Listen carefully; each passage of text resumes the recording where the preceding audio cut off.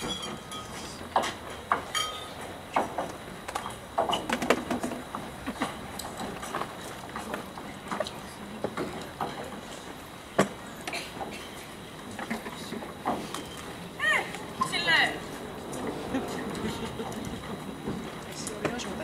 αλλιώς μου τα έχεις πει ρε γαμώτο. Αλλιώς? Πώς αλλιώς? Εσύ δεν μου είπες να μη στεναχωριέμαι γιατί τώρα με τον ερχομό του όθωνα όλα θα πάνε ωραία και καλά. Ψέματα μου έλεγες ή κάνεις τον έξυπνο χωρίς να ξέρεις? Εγώ? Ούτε το ένα, ούτε το άλλο. Αλλά για να είμαι πιο αυθεντικός, σου είπα αυτό που πίστευαν οι Έλληνες εκείνο τον καιρό. Ναι, αλλά στο παλάτι χορεύουν ακόμα του καλοκαιρού. Χορεύουνε και θα χορεύουνε επί χρόνια πολλά. Μα καλά, για να χορεύουν ήρθαν στην Ελλάδα. Η Ελλάδα είναι ωραία αίθουσα χορού. Αλλά μην νομίζω ότι δεν κάνουν τίποτα άλλο. Ένας, μαγειρεύουν πολλά και διάφορα. Όσο για το χορό βλέπεις, ο Όθωνας είναι παλικάρι ανήπαντρο.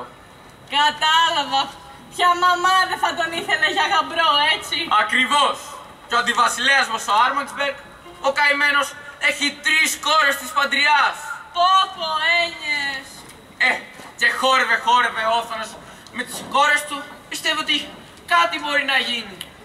Α, το πονηρό, γι' αυτό έγινε αντιβασιλέας. Για να καλοπαντρέψει τις κόρες του. Μπαμπάς είναι, δεν τον παρεξηγώ. Ούτε εγώ. Αλλά όχι να τη βολεύεις του Κασίδη το κεφάλι. Ποιον εννοείς Κασίδη? Δεν είδες τους καπετάνιους τι φαρμακομένοι που φύγανε? Πώς δεν το είδα? Μα γιατί τους πιάσαν έναν και τους ρωτούσανε τι θέλει, δεν πολύ κατάλαβα. Για να τους διαλύσουνε. Έτσι θα τους αφήναν όλους μαζί. Να ψιθυρίζουνε κιόλας. Είναι αρματωμένοι όλοι αυτοί. Είναι αρχηγοί. Έχουν λαό από πίσω τους. Μα αυτοί πολεμήσανε. Νικήσανε, μας ελευθερώσανε, μας δοξάσανε. Άμα πεθάνουνε θα τους κάνουμε στέφανα, λόγους, ποίηματα, γάλματα. Τώρα είναι ζωντανοί ακόμα. Και επειδή είναι ζωντανοί, πρέπει να τους παραπετάξουμε. Ακριβώς. Γιατί τώρα έχουμε ειρήνη. Και μήπως και αυτοί για να χαρούνε την ειρήνη δεν πολεμήσανε? Ναι, αλλά είναι άντρες ένδοξοι, γενναίοι. Είναι επικίνδυνο να κυκλοφορούν έτσι ελεύθεροι, όπως όλοι οι άλλοι. Οι ήρωές μας είναι επικίνδυνοι. Τι ξοάνω. Πρόσεξε. Προσέχω. Κάθε φορά που τελειώνει ένας νικηφόρος πόλεμος, υπάρχουν κάποιοι που περισσεύουν. Οι περισσευούμενοι καιρό ειρήνης είναι οι χρειαζούμενοι καιρό πολέμου. Και κατά την ίδια λογική, οι άφαντεν καιρό πολέμου είναι οι επιπλέοντες εν καιρό ειρήνης. Να δείτε τώρα που θα τον κολλήσω στον τοίχο. Άκου εδώ, κύριε τέτοια. Ξέρεις τι λες αυτή τη στιγμή? Δεν τελείωσα. Είναι σαν να λες τι χρονολογία έχουμε τώρα? 1835. Ωραία. Είναι σαν να λες λοιπόν ότι ο Κολοκοτρώνης... Είναι φυλακή. Καταδικασμένος σε θάνατο. Ο Κολοκοτρώνης. Είναι σαν να λες ότι ο Πλαπούτας... Καταδικασμένος σε θάνατο. Ο Πλαπούτας. Ότι ο Νικηταράς... Φυλακή κι αυτός. Δεν πειράζει. Είναι κι άλλοι. Σαν να λες ότι ο Κρυεζόντης... Το έσκασε στη Σμύρνη για να γλιτώσει. Όσο για τον Μακρυγιάννη, τον έχουν στα μαύρα τευτέρια. Καλά, καλά, ντε, μην αγριεύεις. Μια αντιρρησούλα είχαμε, δεν χάλασε κι ο κόσμος. Κυρίες και κύριοι, αλλάζουμε το και συνέχεια επί της σκηνής. Εδώ είναι ένα αρχοντικό της Αθήνας. Εκεί ένα ρέμα με βρώμικα νερά. Τούτος εδώ χριστιανός δεν ήταν έτσι αξιολύπητος όταν πολεμούσε και αγωνιζόταν για την ελευθερία.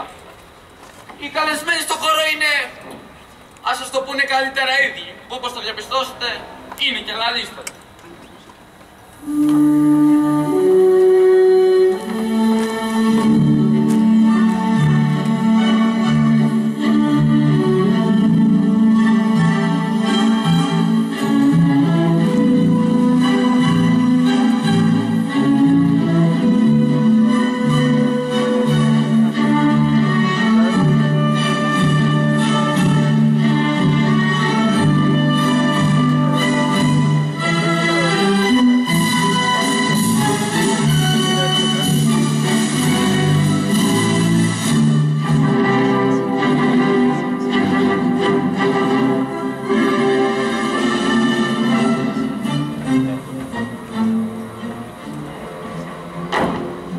Ερατό! Λέων εσύ. Εγώ, φιλτάτη μου, ήμουν σφόδρα ανήσυχος για την τόση άργητα. Δεν με χωρούσε ο τόπος και βγήκα εις την θύρα να ειδώ. Περιεπλανήθημεν επί ώρα έως ότου φτάσομεν. Ω Θεέ μου! Ίσως και πλέον της ώρας. Τους παράσεις την καρδία με τους λόγους σου. Ο Λέων, η Αθήνα είναι άθλιο χωρίων και κάτι χειρότερο. Εις την Γαλλία, ακόμη και στα χωρία, ο Δήμος φωτίζει τα οδούς. Εδώ, ο φωτισμός είναι ανύπαρκτος. Πώς δεν τρέπεστε. Έχεις δίκαιον. Όμως αγαπητή Ερατό, ήλπιζα πως το υπέρλαμπρον κάλο σου θα διέλυε τα σκότη των Αθηνών. Ω Εράσμιε Κόλαξ, αλλά πώς τέλος πάντων θα φτάσω πλησίον σου, άνευ καθαρσιώνεις τα υποδήματα και τα ενδύματά μου. Είναι απλούν. Ιδού εκεί ένας εκ των μεταφορέων που διεπεραίωσε και εμάς. Διαθέτει υποζύγιον. Τον εαυτό του. Κάλεσέ τον και ύπευσε εις τους ώμους του. Με ένα γροσάκι το οποίο επίτρεψέ μου να καταβάλω εγώ, θα σε φέρει πλησίον μου άσπυλον και αμόλυντο. Ώστε δεν τελείωσαν ακόμη η ταλαιπωρία μου. Ω γλυκητάτη μου Ερατό, σε βεβαιώ ότι αυτοί οι άνθρωποι είναι ανετότεροι και από όνων, και από ημίωνων, και από ύπων. Εις την Γαλλία θα είχαν κάνει γέφυρα, Λέων. Δυστυχώς δεν είμαι θα Γαλλία, ούτε Αγγλία, ούτε Βαβαρία. Συχνά εντρέπομαι δι' αυτό έως δακρύων, αλλά τι μπορώ να κάνω. Και πώς να καλέσω αυτόν τον άνθρωπον. Άσε είσαι με. Μεταφορεύ. Μεταφορεύ. Βαστάζε. Εσύ. Εμένα λες. Να μεταφέρεις δεσποσίνη εδώ. Ποιο? Δεν θέλεις να κερδίσεις άλλο γροσάκι, έμαθες αρκετά. Τι θέλεις? Τι ανόητος. Ελληνικά σου ομιλώ. Να μεταφέρεις δεσποσίνη εδώ και θα λάβεις το γροσάκι σου. Εννοείσες τώρα. Έλα κοντά. Σκύψε τώρα για να καθίσεις στους ώμους. Χαμηλότερα. Χαμηλότερα Μη ανόητε. βλέπεις. Τι βλέπει. Μη βλέπεις η άθλιε πως θα. Λέων. Εξακολουθεί να βλέπει. Και πώς να καθίσω στους ακάλυπτους ώμους του. Δεν φορεί υποκάμισον. Φορεί, αλλά τίποτε άλλον. Είναι αδύνατο να μην αισθάνομαι κατωθέν μου το σχήμα των ώμων του και την θέρμη του σώματός του. Θέσε το φορεμά του διπλωμένων πολλαπλώς. Εφόσον είναι μεταφορές, δεν έπρεπε να είχε ένα μικρό στρώμα για να καθήμεθα επάνω. Δεν θα γίνομεν ποτέ Ευρωπαίοι. Πώς λέγες ανθρωπέ μου? Κίτσος. Το επώνυμόν σου? Χαρουπιώτης. Γιατί δεν έχεις κάτι σαν στρώμα, σαν χαμαλίκα, σαν σαμάρι. Πού θα καθίσει τώρα η δεσποσίνη? Δεν ήξερα. Τα γροσάκια ξέρεις να τα παίρνεις. Να κάνεις όμως καλά τη δουλειά σου, αυτό δεν το ξέρεις. Σωπαίνω δύο λίγων, διότι ανέρχομαι επί του ανθρώπου αυτού. Πρόσεχε γλυκητάτη μου, να ακουμβάς ελάχιστα επάνω του. Μη! Μου αγγίζει το σκηνή μας! Αν δεν σε βαστάξω, θα πέσεις μωρή. Λέω, γιατί αν δεν με βαστάξει θα πέσω. Ας σε φέρει τέλος πάντων εδώ και βλέπουμε ύστερα. Είναι τόσο νοθρός. Άντε λοιπόν πιάσου, δεν έχεις βαδίσει άλλη φορά εις τη λάσπη.